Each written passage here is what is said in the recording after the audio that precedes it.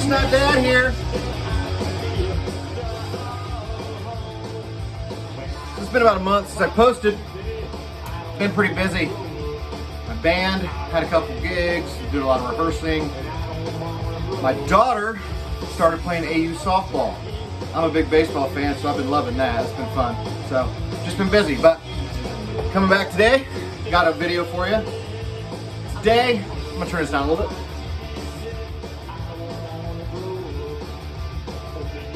You guys know that I show mostly 70s and 80s punk and power pop stuff. I like older school stuff.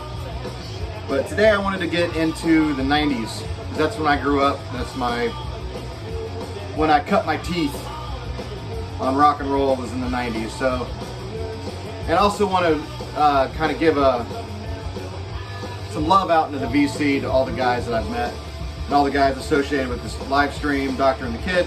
So today what I'm going to do, 15 90s punk and rock records that I love, and who in the VC I think has that record.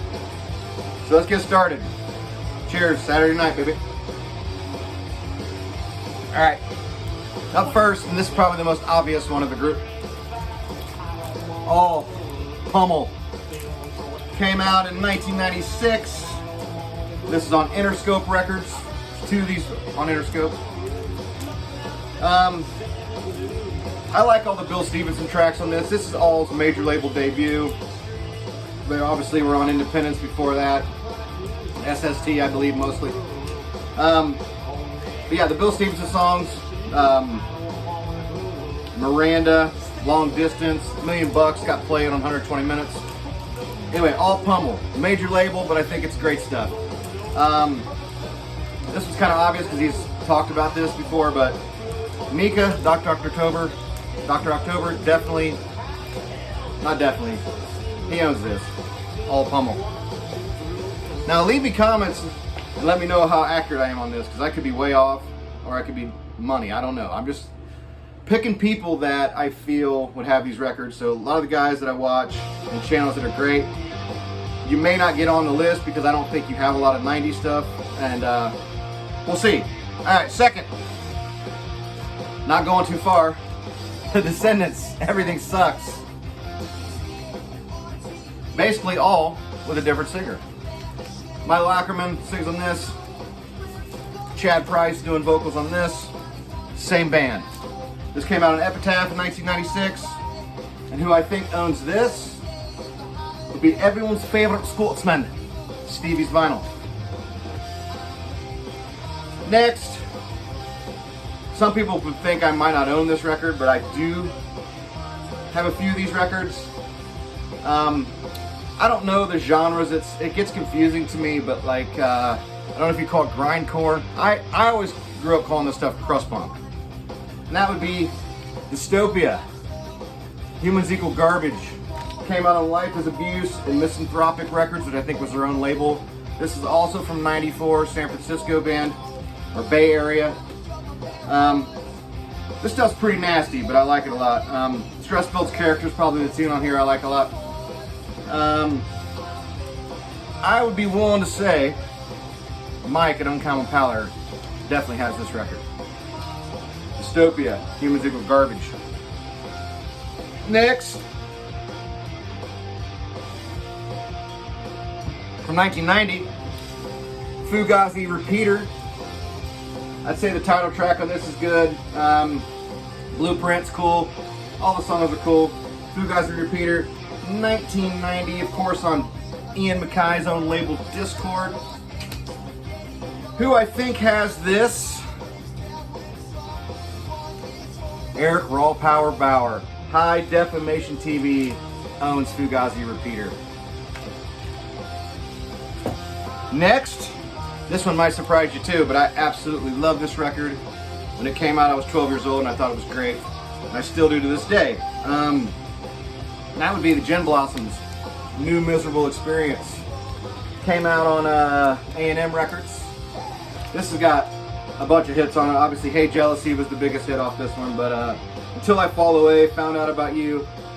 Wonderful pop songs, just what have you, whatever. These guys were out of Tempe, Arizona. The scene down there at that time in the early 90s was really cool. With Dead Hot Workshop, band called the Refreshments put out a record around that time too. I like that record as well. But for some reason, my gut tells me that Michael Pilmer owns this record. Next, also 1992. I'm not sure where they're from. I think it's New York City. I could be wrong though. But that would be 1992. And this is also, well, this is, the CD came on Interscope. This came out on Amphetamine Records, yes. And that would be Helmet, Meantime. I loved this record when I was in high school. This thing was so cool. It's not really punk, it's not really hardcore, it's kind of hard rock, it's not metal. They're just kind of a little bit all over the place, but it's just heavy groove rock. Unsung was played on 120 Minutes, I believe. A lot of good stuff on here. FBLA 2, that was probably my favorite because it starts out with bass, and I'm a bass player. So yeah, Helmet, Meantime, 1992. For some reason I feel like Bip Bop Boom, old John, probably has this record. Moving right along, got 15 of these bad boys. This next one also another Bay Area band, really closely associated with the Lookout Records and all the stuff that was going on there, but never signed to Lookout. I don't know what label this came out on, let me see.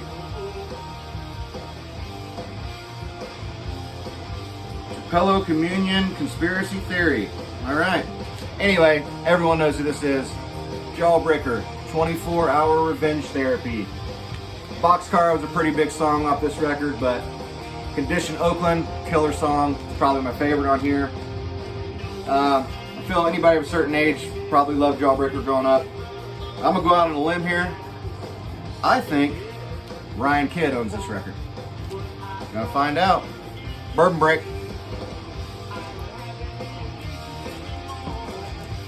Next up, I love this record. I wore this CD out. I wouldn't even play in my car anymore. I played this so much. Bought the LP years later. Had it for a long time. Still love this record. Still holds up. This is punk rock by all means, but this is also kind of hardcore-ish. It's kind of emo. It's kind of straight edge. It's got all of it. And that's why I picked Lifetime, Jersey's Best Dancers. Obviously out of New Jersey. This thing is good from start to finish. Not a bad track on it. Love this record. For the previous release, Hello Bastards, also killer. But this is the best in my opinion. I don't know. There's so much good stuff on here. I like the second track. Over here. Young, Loud, and Scotty. That's a play on the Dead Boys, I'm pretty sure. Anyway, great record. Love it. Sean Spence owns this. I guarantee it. Next. Epitaph Records, 1993. The debut by Rancid. Hyena's the jam on here. This record's really good. I got into Rancid probably through And Out Come the Wolves, and then I kind of lost interest. Respect them for what they did. Understand their importance, but not a huge current day Rancid fan. Not my bag. My guess is Joe Cephabestos, if I said that correctly. Joe in England. He's got this first Rancid record. The next one, fantastic record. I love this record growing up. I had the tape. It barely plays. I used to wear it out. This was a side project of the next band on the list. But this would be the 1995 release, produced by Billy Joe Armstrong of Green Day. I know how much you guys love Green Day. Would be the Riverdale self-titled album. Dan Vapid, Ben Weasel, Dan Panic. Now, I love this. The song Back to You, sang by bass player Danny, might be the best pop punk song written in the 90s in my opinion. It's that good. It's even got a little bass solo in it. It's really cool. Anyway, this guy I don't think posts videos, but he's definitely a part of the stream. He's definitely a cool guy, and I like him a lot. Scotty Strychnine has Riverdale self-titled. Next, going back to Ben Weasel, one of the best pop punk bands of the 90s, can't argue it. Screeching Weasel, My Brain Hurts, their best release by far. Songs on here. Let's see, The Science of Myth, killer. You know, My Brain Hurts, Veronica Hates Me is a cool tune. Original on Lookout Records from 1991. I'm guessing an old friend who hasn't popped up lately, and I'm hoping he comes back to us. Yorkshire the Record Jerk, my boy Kevin. He's got Screeching Weasel, My Brain Hurts. A few more. Next one, LA band, LA area, LA adjacent. 1990. The self-titled release from Social Distortion. Great record. Sick Boys. Awesome tune. Ring of Fire, Johnny Cash covers, probably the most popular song off here. Yeah, this record's good all the way through. Love me some Social Distortion. Don't go to them all the time, but when I do go to them, I'm like, yeah. You forget how good they are, especially in their prime. And this is their prime, in my opinion. Being from that area, I'm gonna go on a hunch here and say Vinyl Richie has a Social Distortion self-titled.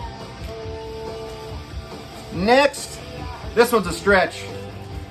And I originally was gonna pick Dr. October for this, but it was too obvious having the Husker Du connection. But the next one, on Ryko disc in 1994, would be Sugar, file under Easy Listening. Bob Mould's band after Husker Du broke up.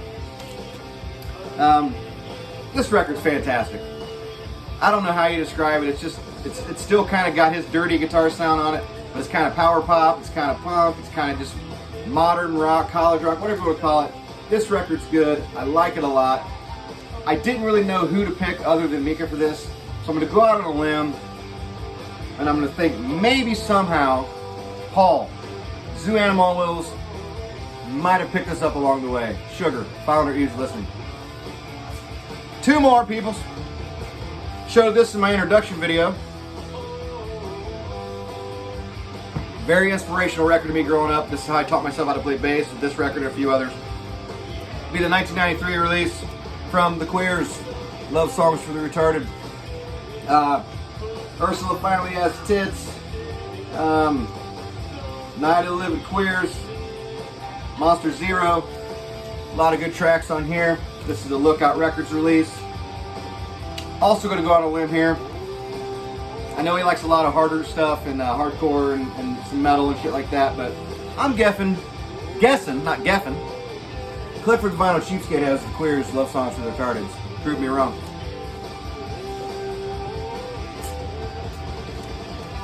Last but not least, not my favorite album by the band, but one that people love and seem to